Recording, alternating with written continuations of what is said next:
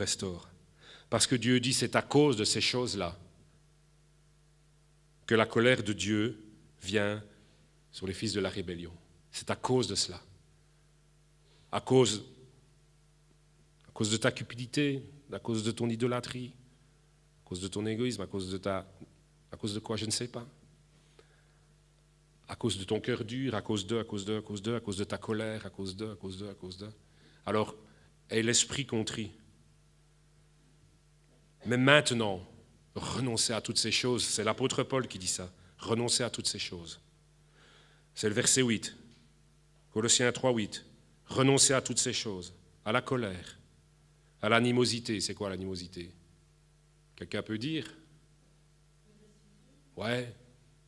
Agressivité, rancœur, rancune, tout ça. Animosité. Ouais. Rancune. Renoncez à la méchanceté, à la calomnie, aux paroles déshonnêtes qui pourraient sortir de votre bouche. Ne mentez pas les uns aux autres, vous étant dépouillés du vieil homme et de ses œuvres, étant revêtus de l'homme nouveau, etc. Appelez le péché péché, je vous l'ai déjà dit. Il n'y a pas de péché qui soit acceptable. Personne n'est parfait, mais le dire, c'est pas bien. D'accord? Tout péché est un ennemi, est un mur de séparation entre Dieu. Je ne peux pas accepter que quelque chose me sépare de Dieu. Et vous savez, moi, quand je ne pense pas spécialement à ça, mais quand je lis ce texte-là, quand je vois le mensonge, par exemple, je ne peux pas comprendre, je suis profondément choqué de voir et d'entendre que chez certains chrétiens, parfois dans certaines familles, des petits, comme s'il y avait des petits, mensonges sont tolérés pour je ne sais pas quelle bonne cause ou quoi, mais c'est incroyable. Alors quoi? Des petites médisances, c'est pas grave. Des petits refus de pardon, c'est pas grave. Mais si, c'est grave. Donc voilà. Alors j'ai terminé. Dieu élèvera ceux qui s'humilient, mais il peut aussi écarter ceux qui lui résistent. Parce qu'il veut que sa gloire revienne. Vous voyez, alors ne soyez pas de ceux-là. Ça va? D'accord? Il est celui, et je conclurai juste par cette phrase-là, il est celui qui habite dans les lieux élevés et dans la sainteté, mais il est avec celui qui a le cœur contrit et humilié. Amen. Est-ce qu'on peut peut-être avoir... Bon, de toute façon, on a un petit peu le temps. Hein. Je sais bien que c'est pas... Il vaut mieux 1 heure dans ses parvis que 1000 heures ailleurs. On est terrible, hein, des fois, parce qu'on est toujours avec sa montre. Hein, alors qu'on est dans une société, comme on l'a entendu, et je l'avais répété, c'était un prédicateur qui est venu pour les jeunes il y a quelques semaines, il dit, mais on est dans un pays ici où on peut passer des journées entières à ne rien faire et à courir. Enfin, il n'avait pas dit comme ça, il n'avait pas dit à courir, mais c'est ça, on court, on ne fait rien. Ça m'a même donné des idées de peinture, ceci dit, enfin, soit. On court et on ne fait rien. On court après du vent. Et puis voilà, et la présence de Dieu, on n'a jamais le temps. C'est ce que c'est, vous savez, moi aussi j'ai une lutte comme ça, on est toujours là comme ça.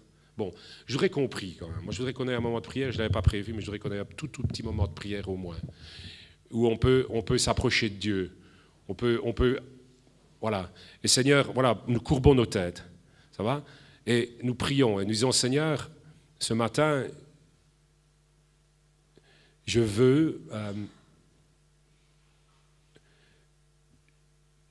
ouvrir mon intelligence et mon cœur et je veux voir ce que toi tu vois en moi. Seigneur, je voudrais que tu me montres les choses, les comportements qui ne te plaisent pas, les choses que j'ai à changer dans ma vie. Les mensonges, il faut appeler ça comme ça, vous voyez, les mensonges, ça veut dire les mensonges qui régissent ma vie. Ça veut dire des attitudes, des mauvais réflexes. Je boude, comme je l'ai dit, je boude quand je suis vexé, je me renferme. J'attends pour voir si, dans mon coin, pour voir si on va s'occuper de moi, etc. Je ne sais pas, toutes sortes de mauvais réflexes, de mauvaises attitudes, de rancœur, toutes ces choses, je ne sais pas. Seigneur, je te prie de me montrer ces choses. Et vraiment, Seigneur, je te le demande, montre à chacun, afin que nous puissions dire, Seigneur, je renonce à ça. Est-ce qu'on peut avoir juste une minute maintenant, et puis vous prierez chez vous, j'espère que vous vous rappellerez de cette prédication, mais où vous pourrez dire, Seigneur, je vois comme je suis, je veux voir, je ne veux pas rouler des mécaniques devant toi ni devant les autres d'ailleurs, et dire je suis fort, je suis bon, je suis beau, je suis gentil, mais au contraire, je veux me voir tel que je suis. Si je suis orgueilleux, je veux reconnaître, Seigneur, je suis un orgueilleux, j'aime toujours bien qu'on me flatte. Seigneur, je suis un égoïste, Seigneur, et je ne veux pas être comme ça. Mon esprit est contrit, écrasé. Je suis désolé d'être encore comme ça après tant d'années où je te connais, d'être encore si gamin, si adolescent, si